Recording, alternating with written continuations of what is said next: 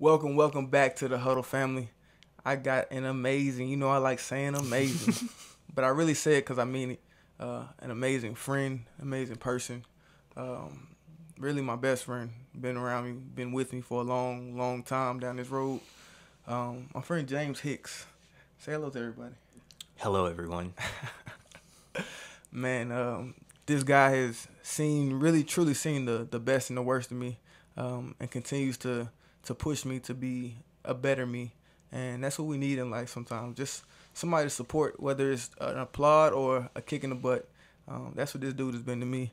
So I wanted him to give him a little bit of an introduction of himself, get him relaxed for this nice little talk about this book I'll let you know about in a second. But say something to the people, man.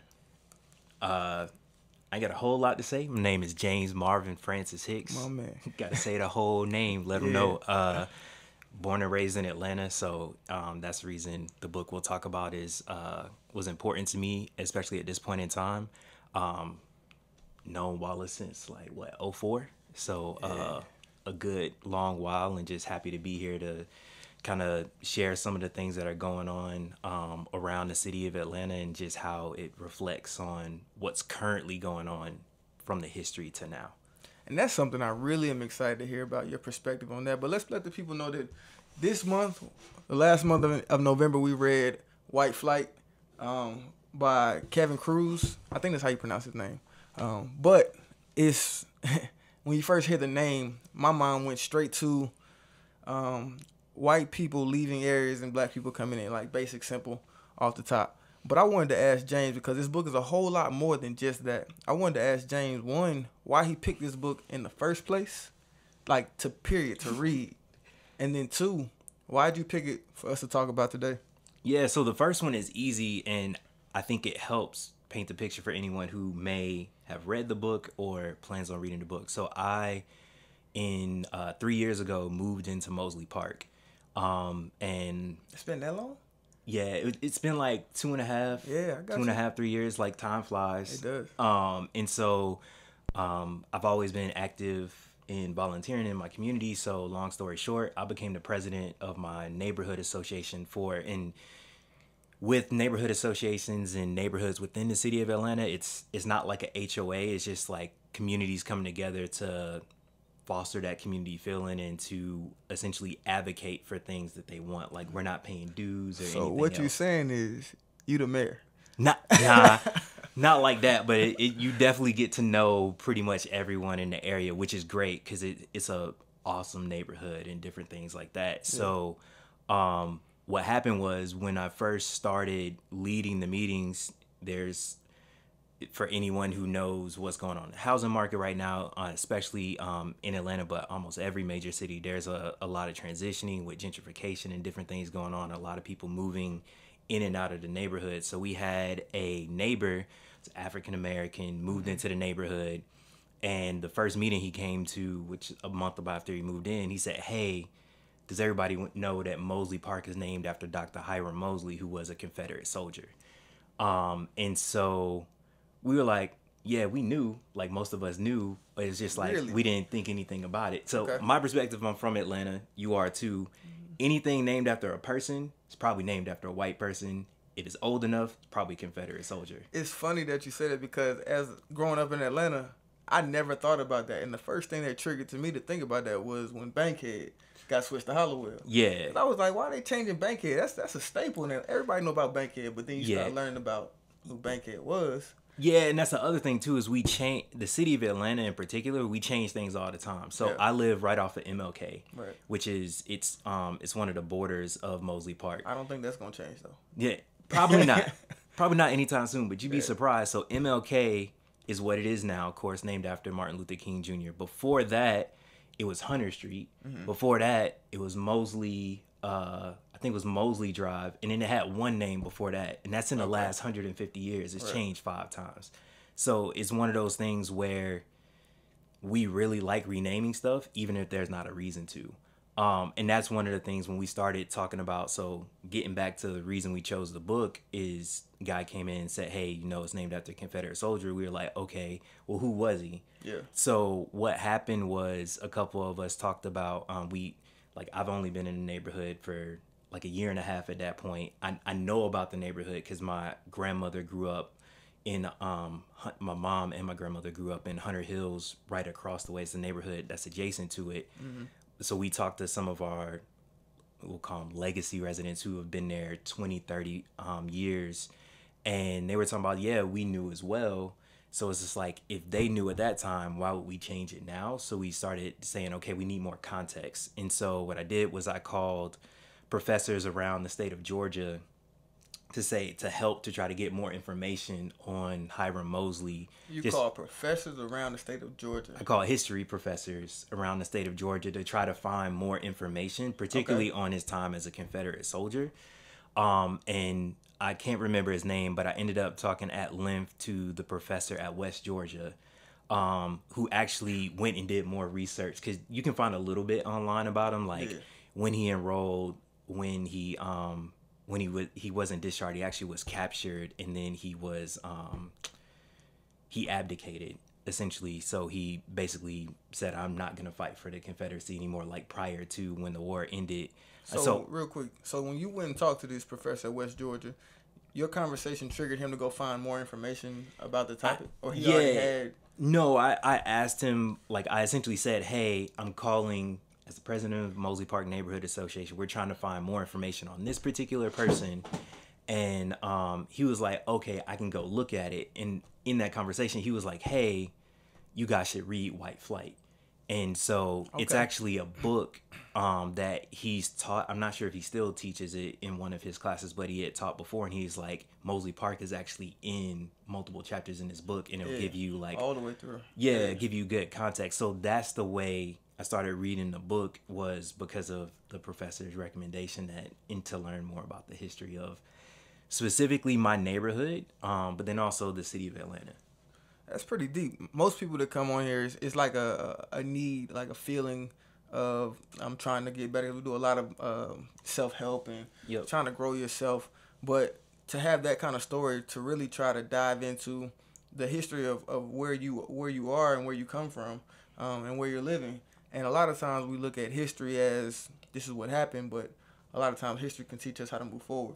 Is that what you felt like you gained from reading this book? Yeah, that's a huge part, right? Because I love, or I really enjoy reading nonfiction, because I think you can grow from it, learn a lot from it, different things like that. And so as the leader within the community, it was one of those things. I had a neighbor, we talked about it, because a lot of the tactics that people were using during the White Flight era, the same type of tactics that people are talking about using now as African Americans, on saying, how can we eliminate the gentrification that's happening? So what do you mean by that? So what type of tactics did you catch on to when people started, or black people started moving into these areas that were predominantly white? What type of tactics did white people use to try to prevent? So there's a couple of them that we can get into. So while talking through the book, one of the tactics that speaks a lot to the history of what happened, but also what's happening now, is they try to use fear of like what could happen if someone moved in, type of thing. And so so the way that whites use it then was, okay, there's a completely white area. If one black person moves in, or a person is different from us, that means our property value is going to go down. These bad things are going to happen, all of this. And so the same types of things are being spoken about now, just in a different way. It's predominantly black, or was. It's already kind of changing a lot now. But you see, it's like, it was a predominantly black neighborhood for an extended period of time. And so now when people talk negatively about gentrification, it's like, oh, here's all the bad things that may happen if someone that's different from me comes in. Yeah. So whether like different in whatever way. But when I was talking about the tactics of trying to eliminate it, is one of the things that White Flight puts into picture, is they formed these coalitions and then said, hey, we're going to buy up all the properties and only sell to desirable, which in that case would be white. So it's the same type of thing. It's like, hey, we're going to buy up the property and we're only going to sell to like people who like have already been here, or people who look like me in a sense, or people who are going to have the same type of cultural influence that maybe is already there. And so is that what you're saying is happening now?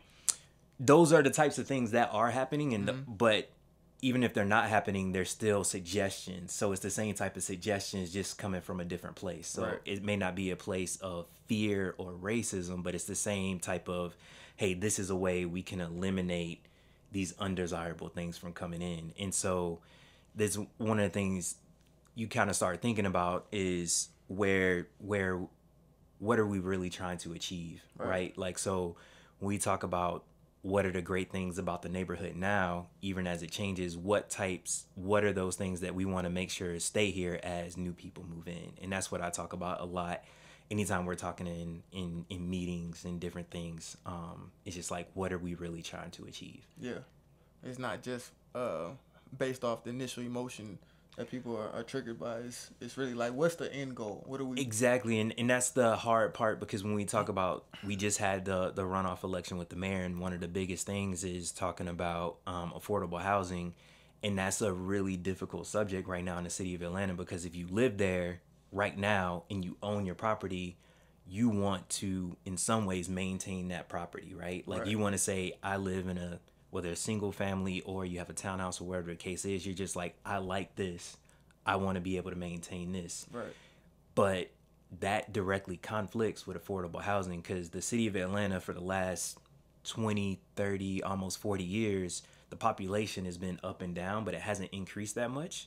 And every Cause you know everybody that comes in Atlanta is saying it's so many people here. It's gonna be 25 there's not million enough people space. inside. Yeah, but that's the metro Atlanta area has grown significantly Yeah. in the last 40 years. The city of Atlanta has not, from Okay. a population standpoint, Right. right? So from a population standpoint, it's been, I don't have the exact numbers, but somewhere between low 400s to 500s since like the 80s, and it's gone up and down. So for somebody that's living in Budapest right now that might be listening to this, Yeah. what's the difference between Metro Atlanta and the city of Atlanta? Yeah, so the city of Atlanta, as of right now, I think is a little bit over 500,000 people. Metro Atlanta area, which is all the surrounding cities within probably like a 20-mile radius, because Atlanta has that, it's very spread out when you Right. talk about Metro Atlanta, but it's mid 5 millions, right? And it's one of the fastest. Wow. It's always been at the top of the fastest growing areas, like between us, Vegas, Phoenix, for like the last, ever since the drop in 07 till now, it's always been in like top 10 areas as far as fastest growing. And so the big thing now to get into is the city of Atlanta is now saying that the city will grow at an exponential pace over the next 10 to 20 years. Really? And that's why all the planning, and when they talk about affordable housing, is where you're going to put all those people. Right. So how do you maintain, I currently in Mosley Park, I stay a mile and a half from Mercedes-Benz Stadium, which is awesome, in a single family home. And it's just like, there's no way, or it's almost impossible to have a single family home that close to a city center and still have affordable housing, because that property, at the end of the day, you have to start going up. It has to go up. You have to go up. You have to building things closer together, and even You though have to start building up. so that you can get stories on top of stories. So that's one of the things that's really difficult to talk about now, and that's, I believe, one of the main reasons that Buckhead City is becoming a thing as well. When we start talking about current day, I think that's very similar to white flight too, is because Buckhead City is very much being promoted as, we need this because of security, law enforcement, all those different kind of things. They don't talk about the zoning aspect of, that's one of the reasons that Buckhead wants to become its own city, or people pushing for it, is they just want more power, right? Or they want more influence over the power they have. They have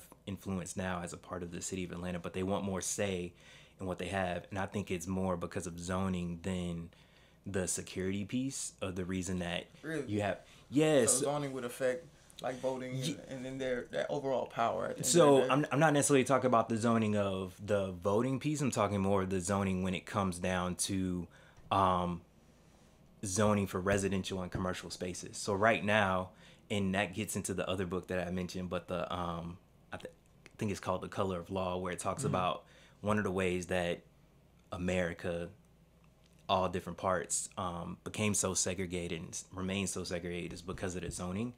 So the zoning in affluent areas throughout the city is one thing, and if you change it holistically across to increase the density to try to help with affordable housing and different things like that, it becomes,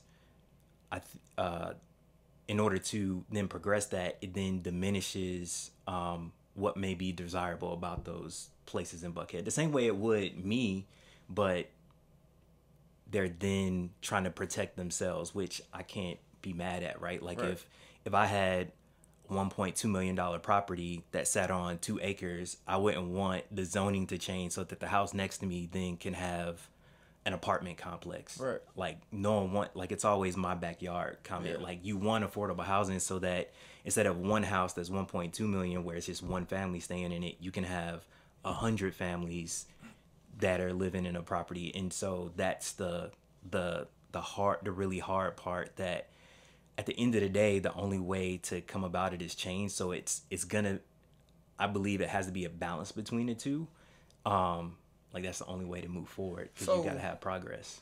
So I see what you're saying present day from the book. This book takes us back to the 30s, 40s, 50s, and 60s and 70s. Yep.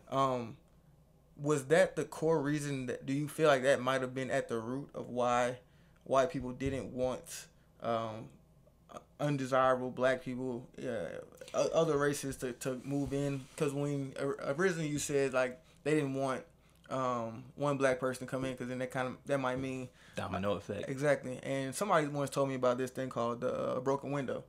So broken window concept. It's like if you don't take care of one broken window in your house, one pane, that's going to be a domino effect of the downfall of your house. In larger sense, the downfall of your community. Do you feel like what's the root of why they didn't want? Because they were saying that the people that were moving in, the black people that were moving in, were not necessarily like top echelon of the They were the society, top. but they, I mean, for the time, for black people, they were. Yeah. They weren't Yeah. like, they weren't the politicians or anything. They were just like doctors or people that could sustain themselves, that earned the right to be able to afford a house, to be able to build a property, but they still didn't want them in there. So what was the core? So my perspective of that is that the core of it was, the reason they didn't want them in was fear, because they had never, people fear what they don't know. Right. Like that's just, I think that's just a core function, and you have to, everybody's different, but I think as a human, like we oftentimes fear what we don't know, and then you get into like that herd mentality. I think is part of it. I think another piece is power, like people wanting the ability to say like I control this area, and then there's the race part of it as well. Like race definitely played a part of it. Like there's definitely gonna be race, and that's one of the things that I think this book painted a really clear picture at, that goes back to like the way the election went for the last 2 presidential elections, of how it paints the picture of a slippery slope and saying, first you start with make America great again. Well, what does that really mean? Right. Like when was America great for whoever is saying it? It's like, okay, wow, in context alone, make America great again sounds like, yay, we can get behind that, get patriotic and different things like that at face value. But then when you start digging deeper, make America great again has very racial tones of like, okay, you want to go back to 60s, 70s when you had the power because you either oppressed people knowingly or unknowingly. And I think that's the part that can be really difficult, because it can be nuanced, right? You don't want to paint everyone as a racist, but you definitely have to, like, we know systemically, and the environment. Right? Yeah. Like, so you start looking at things and you're just like, even if, like, everyone's not a racist, but people definitely benefited from the systemic racism that was going on at that point in time. Whether they were personally racist or not. Or not. And that's the part that can be really difficult for people to understand, especially when they're like, I'm not racist. Like, well, even if you aren't, you benefited from it. And so that's currently benefiting from it. And currently too, because when you get into how much systemic racism shaped the wealth in the country, even if you're born today as a white person, you still have the benefits of whatever came before, and it can be really difficult, right, to understand that. But that's just the world that we still live in, and there's no way around it at this point. When I was reading through this, and I was listening to the author tell about how the type of people that were moving into these communities, and what they were met with. They were met with threats. They were met with bombings. They were met with community. They were met with killings. Like, for somebody that's trying to come up, and everybody talks about grab up by your bootstraps. Booker T. Washington made that famous. Yep. But if somebody was trying to do that, and then you take everything that they built and destroy it, what does that do to the psyche? What does that do to the mentality? What does that do to the children that are watching everything happen? And I think that's another piece that clings to us as black people today, is like, we tried and got deflated. Now, of course, we continue to fight and overcome, but there are so many parts of society that people see and then some people don't see that are affected by that. Like, your father spent 30 years building whatever practice. He was a carpenter. He built a house. He earned the finances to sustain it, and then it's blown up and taken from everything he's earned. He goes out and develops a habit that's detrimental to the family. Like, those minor things affect generations of people afterward. So that's why, like, listening to those stories, I started to get the picture of some people that I've known, some people that I've heard about, just like how that mentally destroyed the foundation that they were trying to build for themselves with their bootstraps. With this book, it hits so many different aspects of life. To me, when I first picked it up, I thought it was honestly just going to be why white people didn't want black people to move into their neighborhood. But this book went into parks and recreation. It went into voting and polls. It went into police and government, schools. Like, these are so many fronts that were fought and people were getting pulled down at the same time. Yep. That I don't think we really pay attention to we hear this thing of segregation as a whole. We hear racism as a whole. Yep. But the individual interactions is kind of what I feel like has allowed those concepts to still exist, because though you didn't destroy, like, wipe them off the face of the planet, the memory of what they went through, the memory of the struggle, the memory of me trying and everything is still not working, exists today. And I know people today that's like, for what? Because their parents told them, for what? Because their grandparents told them, for what? It doesn't matter what you do, you still don't have a chance. So to me, this book hit on some of the historical fact of the struggles we have today. And I feel like both sides of this coin should read this book, because then understanding of the past helps us connect on the future. Do you, and I said a lot. You said a whole lot. I said a lot. But do you feel like this book was written in a format or a context to create unity, or was it just like straight facts written down? What was the purpose of this book to you? I feel like this book was written to record what happened. So to answer your question directly, I think it was written to record facts. Like, if you read it, especially the first, I'll say, like, 3 chapters, it almost reads like a textbook, in the sense it was like, this is what, so tough for me to get into it. Yeah, it takes in, like, I'll tell you, like, if it wasn't for the fact it would literally talk, like, it literally mentioned street names, and I was just like, oh, that's around the corner still. Like, so that was the reason it was easier for me to read, is because I very much directly connected with pieces of it. But yeah, I definitely feel like the book was written more to record this history, and I'm thankful that the professor, I think he's professor currently at Princeton. Okay. Kevin Kruse wrote the book and recorded the history, and that's one of the reasons that, getting back to the reason we wrote it or we read it, is that we were saying we probably don't want to change the name immediately, is because of Mosley Park. Mosley Park, the neighborhood, is because he was a Confederate soldier, but it wasn't named after him because he was a Confederate soldier. What was it named after him for? What did he do that was? So he was he had an elixir that he sold throughout the southeast. Yeah. And he just, because he sold the elixir, which main benefit was it didn't make you worse.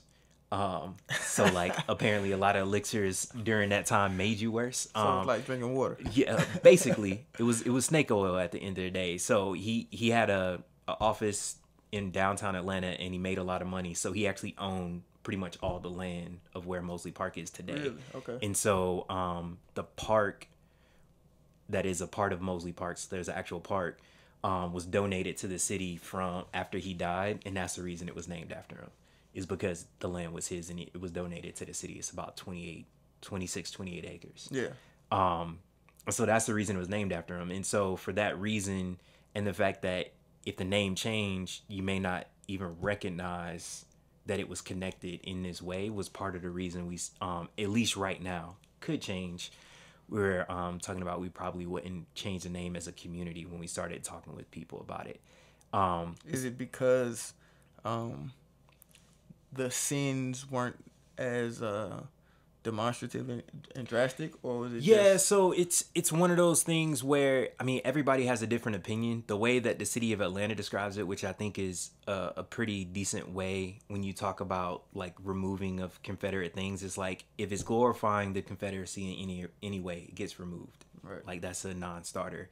If it's memorializing like deaths of people, it becomes an iffy ground, but it's likely going to get removed.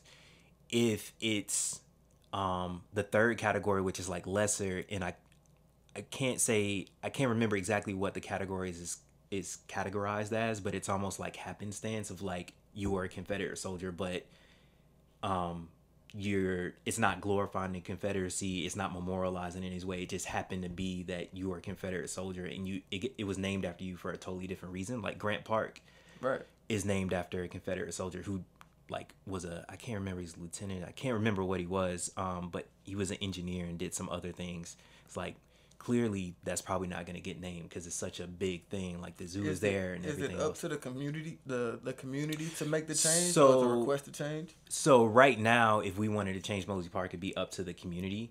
So the city follows those guidelines. So they went in and reviewed like I can't remember how long ago, but they reviewed like anything that was memorialized and they started taking them down and removing them. So the community can choose to change names just because in a lot of cases they want to amplify something else. Right. So, and that was part of the reason I was thinking about it is they're the first black hospital, I believe it was the first black hospital, I'm pretty sure in the state was Dr. McClendon, and they were thinking about naming it after him. So not so much to tear away, but to uplift and memorializing a great person. So it can be community based, but the city would only do it if it was like memorializing because of the Confederacy, which this wasn't. I got you. Yeah. This book is full of stories of what people were trying to do and what people were trying, how they were trying to develop their families, or they were trying to prevent something from happening. Is there any story in this book from any lane that we talked about that really triggered you emotionally? No. No? Nah, like I was thinking about one. I'll tell you the one that I connected with. What it wasn't necessarily emotional. So okay, as what I've been kind of saying is, I think the big piece of the history that I try to get to is what can we maintain from a cultural standpoint of the way the community is now. And so one of the things that I recognize, and one of the reasons I said I think a lot of the reason for the white flight was out of fear or wanting to maintain the power that was there, is that when it came down to like you offer some people some money, they get out the door. Right. And so it's like what really connects us as people. And it's not like we were talking about proximity before this started, and like proximity is a big thing because when you're around someone for like 10 years, you're like, oh, that's my neighbor, I've been around, they look out for me, all those kind of things that can be broken up pretty quickly by like money and everything else. But the closer ties you have to people and to a community, the less likely that is to happen. So that's one of the things that I think I've been trying to, and the pandemic makes it super hard, but been trying to build up more in the community currently, is a sense of togetherness, having more community events where we can come together. You get to know your neighbors. So if there ever is a time where we do have to rally around each other or anything like that, we are together in a sense of, it's just like, okay, I know this person, I've met them, I've broken bread with them, I've talking with them, like I really know them. And it then brings us closer together so that we truly have like a tight-knit community in the city. When you say you've been in your house for about 3 years now, and I assume there are people who lived there 15, 20 years, and there are people who are just moved in. Yep. And with you being the community president, and when people come together, has there been any discourse or any issues that arose from those who have been there for a long time with the new arrivals, or have they been welcoming them with open arms?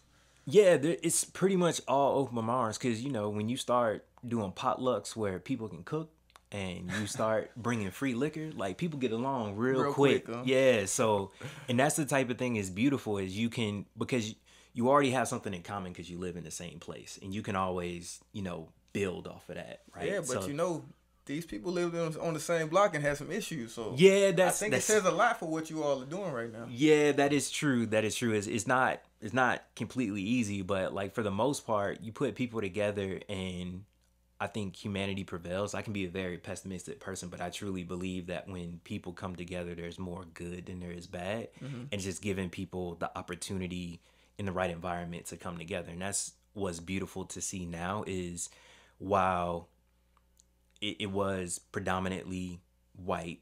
You even go further back, it was Native American, then predominantly white for an extended period of time. And that was something that was interesting because some people thought it was always black because you think of Atlanta as like this black Meccan city. It's like, no. Let me get this picture first, though. When you say Native American, is that before the colonists civilized, or that during? It's before. After? Okay. No, it's before colonization. My bad. If it was that they were living in the same houses that you are. No. Like, the houses. I did not know that at all. Nah. Right, yeah, I'm just same area. Same area because there's like a Chickamauga Street and different things. So there's some history there. But no, it was white, and then you had the white flight and became black, and so now it's been black since that time, and it's changing with gentrification. And so you have affluent African Americans moving in, you have white people moving in, you have different ethnicities, gender orientations, all these different things being in the city. It definitely leans progressive, so people are pretty open, and the people who have been there have been in the city, which means that change. Yeah, they see change coming. They're definitely for the most part open to it. They just in a lot of cases want to be a part of it, right? They don't want to be left behind. There's definitely those that are more conservative in the sense they like the way that it's been, and that's the part that you want to preserve. The story I tell people all the time is because I'm privileged enough to work from home, I got a flat tire one day, I can change the flat tire. So just so y'all know. Just so you know, I can change a flat tire. Hey man, they do have AAA. So nah, I changed my own tires. All right, cool. But anyway, I don't have to go anywhere that often, so I let my car sit for like 3 or 4 days with a flat tire. In those 4 days, I had 3 neighbors say, "Hey, you need help change a flat tire?" Yeah. Even though I know how to change my flat tire, like anybody offer to help, you be like, "Oh, you really trying to look out?" Because it's manual labor. So and they're giving their time. And their time. Yeah. And it wasn't even only one of my neighbors who like reached out to me was I actually close with in the sense of I had conversations with and different things. Right. I just knew them in passing. So that's the type of thing that I really like want to make sure sustains. And one of the main things I kind of look to the book to say like what kind of things can we do that worked as far as keeping people together. Man, like I told you, when I first saw this book, I just thought about neighborhoods flip-flopping. Yep. And I didn't really understand how deep it was and how deep it is, because like we said, everything that happened in this book, that the facts, because this book is a factual book. It goes timeline, dates, times, people's names. I didn't really understand who Hartsfield was, honestly, until this book. I knew he was a mayor, but I didn't know Hartsfield was mayor for like 30 years. Yeah, it's crazy. Like they put the term list it's not limited in the same way a president is. You only can do 2, but then you can come back around. Yeah. But yeah, he was And that's one of the crazy things. The first chapter of the book is called "Too Busy to Hate." The Atlanta city too busy to hate, and it's one of those things you read into. It's like, it's not that it was too busy to hate. It was that there were all these deals being made in order to appease and then work together. But it definitely was still hate going on. Man, I asked you about what story might have triggered you or had some emotional connection to you. And I actually did have one, and it was really about I'm an emotional person. It's cool. I still love you, man. It's cool, emotional and thoughtful. Yeah. But look, they used to have these trolleys that used to go around the city. Yep. And look, I ride around Atlanta, and I've never seen the trolleys working, so I thought it was just some random thing that was way back in the day, 1920s. But the trolleys used to be segregated. The blacks used to have to go in the back, and they could come in the front, pay their fee, and go sit in the back. They had to leave in the back. Yeah. But there was a scuffle with one of the patrons and a driver, and the patron beat the driver up. I mean, the initiation was the driver's fault, but he got beat up after it. But they made a law that the drivers could carry pistols. They're not police officers. They're not a civic authority. But what started to happen was drivers were taking their frustrations or their anger, their racist attitudes straight to patrons' hearts, heads, backs. Like, they were killing people, and the city would stand behind them. The trolley, or I don't think it was MARTA then, but whatever that organization would stand behind them. Yep. So to me, I was like, I could leave my house to go to work, to go help feed my family, build my community, build myself. And because somebody didn't like the way I looked, how I responded, how I dropped the coin in the receiver, they could take my life. And no repercussions, no financial, no civil, nothing. It wouldn't go to jail. It was a guy that shot a guy dead in the street, emptied his clip until his gun jammed, and was back to work in 2 weeks.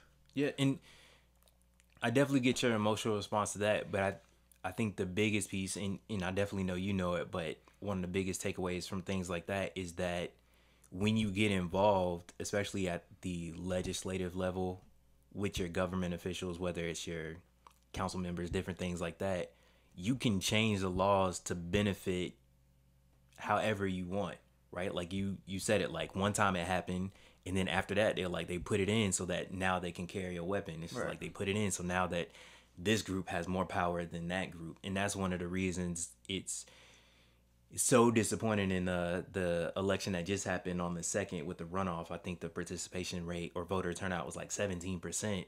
And it's just like there's so much power in the government, but people are so untrusting and apathetic to it right now that, you know, that's just the way it is. And that's the part that's super disheartening for me, is that when you get involved, you can see change. Right. And that's one of the things that I didn't necessarily realize before I moved back into the city, but I definitely realize now is like if you get involved, you definitely can improve your community. And that's really what it's all about for me right now, is trying to improve my direct community as I go through life. I think that's such a big point, because people can take that into their own personal, like you taking it into the community. Your reach right now is mostly part community. Yep. Like you can take that into your work environment. You can take that into your team. You can take that into your family. If you intentionally get involved, you can see change.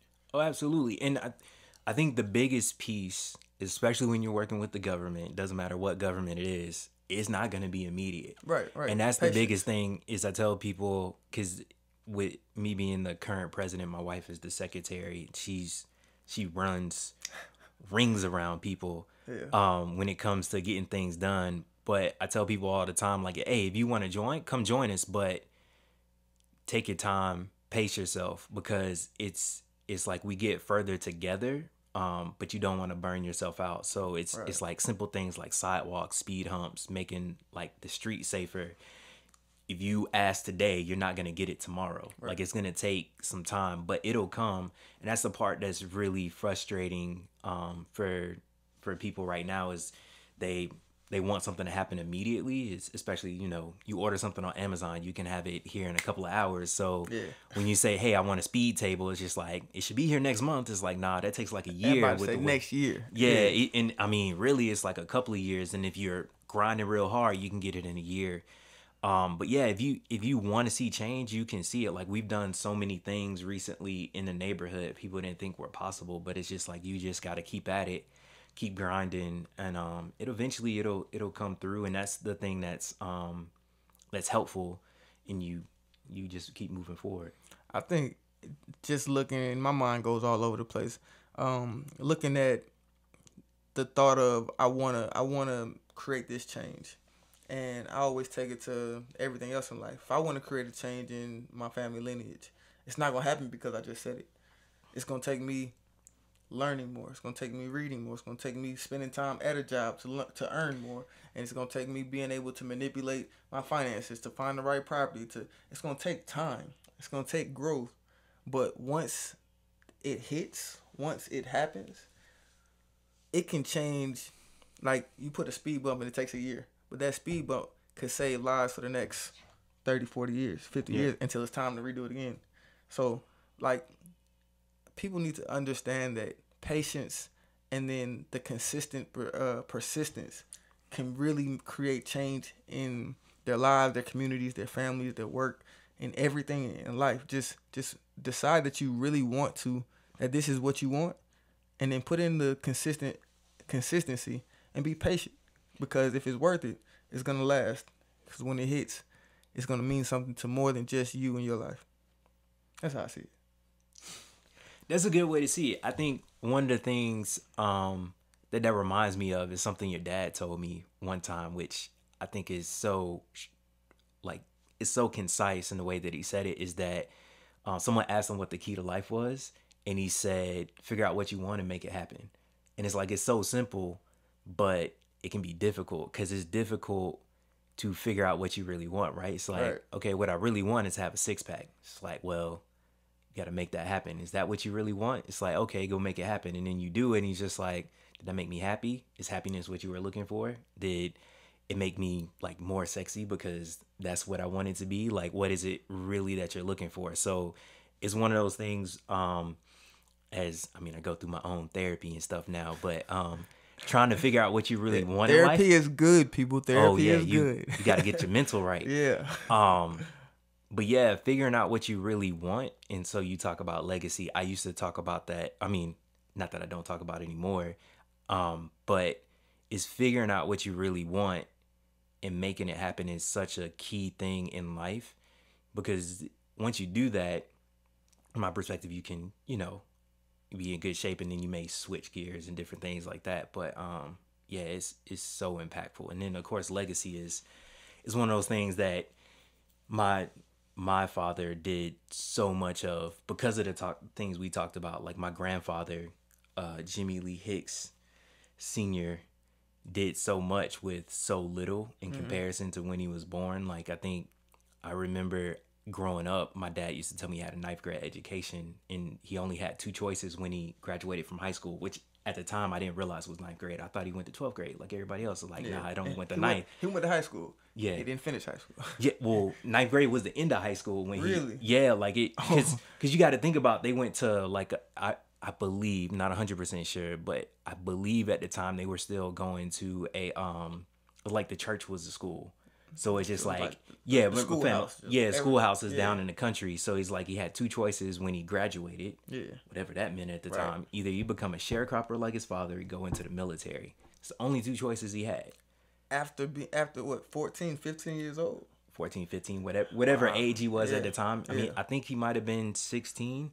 That's I'm just saying, that's a crazy option for somebody so young. Oh yeah, you think about, like, what are really those options? Right. You're talking about, like, either you're doing manual labor 12, 14 hours a day, right, or you're going into the military at a time where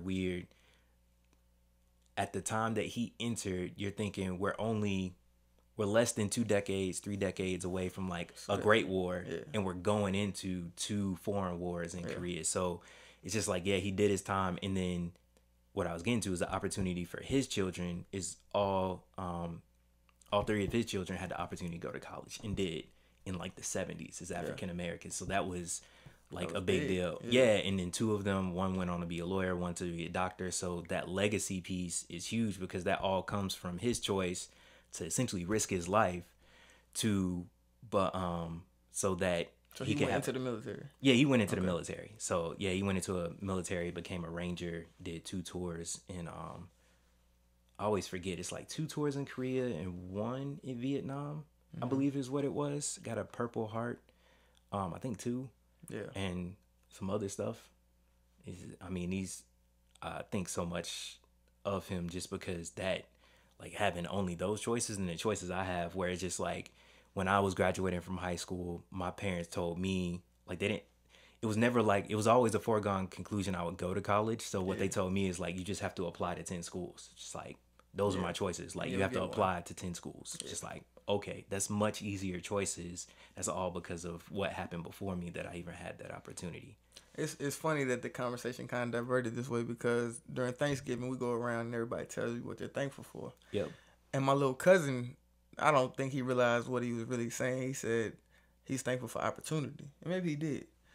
But when he said it, it hit me. And as I looked at my aunt, my uncle, I looked at my mother, I thought about my grandmother. And I was like, my grandmother, I don't even think she made it out of middle school. My grandfather, I don't even think he made it to middle school. My mother, my grandmother, all she knew about money was save. Like, bare minimum, just save. We'll have something for whenever we need it. My mother, she took it to another level of real estate and getting property and building from there.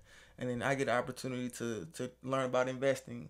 But even in the education space, it's like my grandmother didn't finish high school. My mother ended up going to college.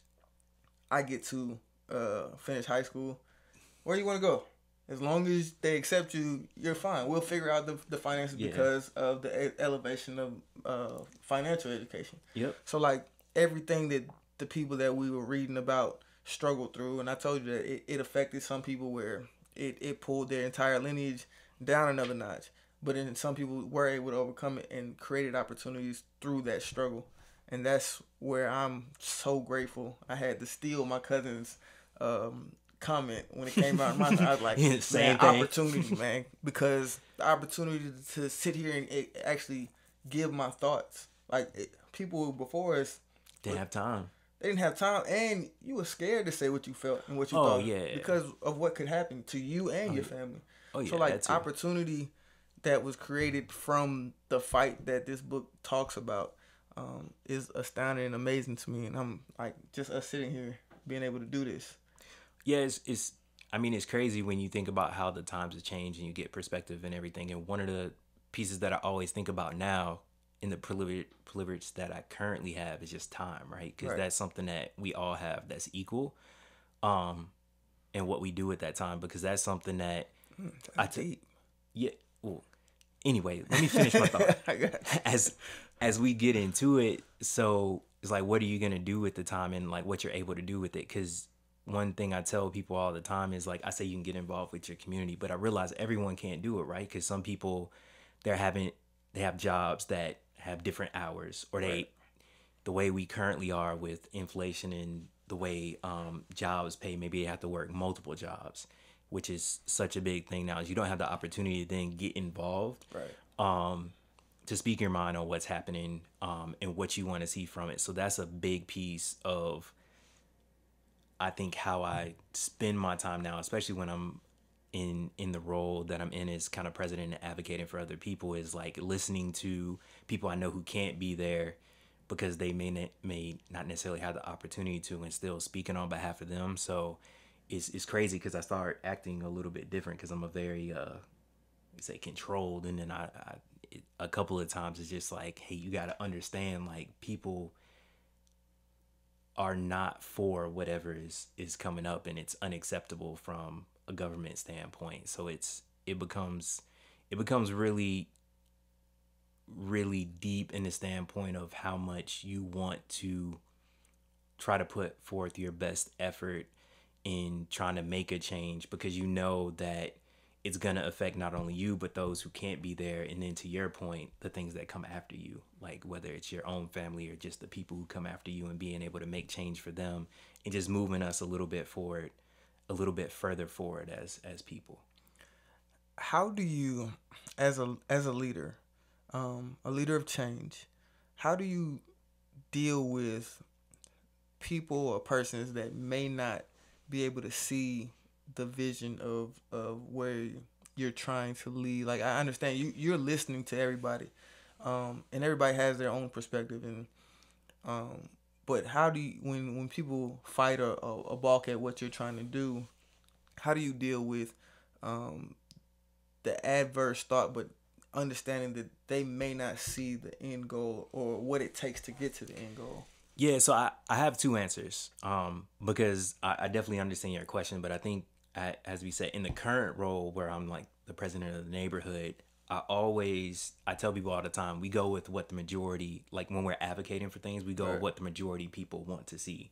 So I've never really been in a situation where I'm asking for something that like 80-90% of the community doesn't want to see. Yeah. So it makes it really easy for me to get up and be like, hey, this is what we want. This is yeah. And so it can become a conversation of like, I understand it, but it's always that thought of like, you know, the majority rules. And so it's just thinking about like what that really means, because at this point in time, what the majority is. And so that's the reason we started doing a lot of things to preserve the history and make sure people realize, so when they move in the neighborhood, here's all the things that came before you. Yeah. It's one of the reasons we like have the book and start talking about that.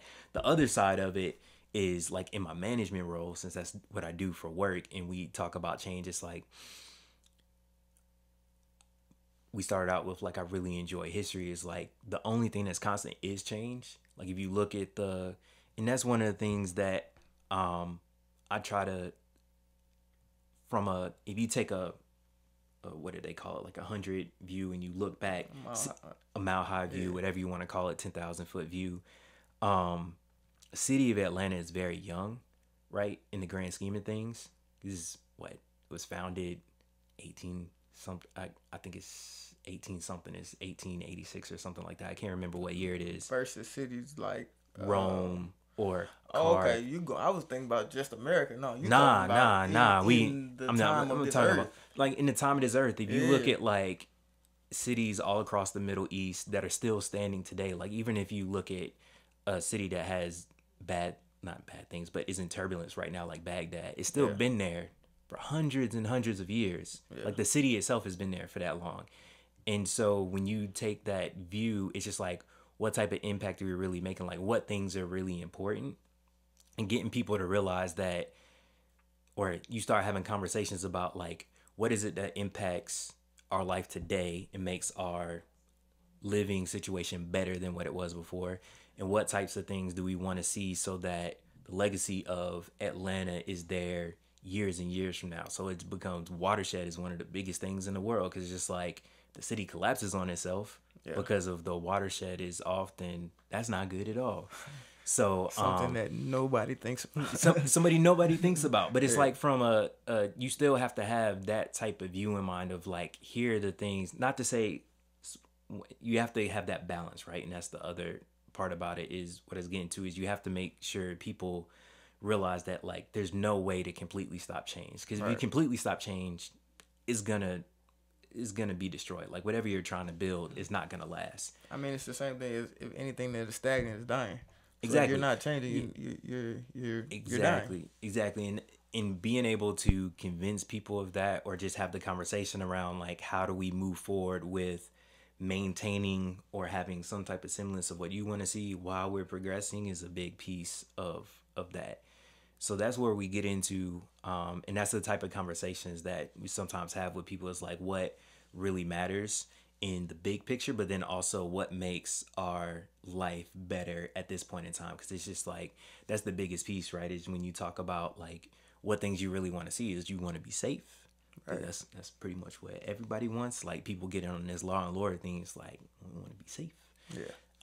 And then you want to have opportunities, and that's kind of the big pieces that come up now. I appreciate your input, man. Your insight, your perspective. It's really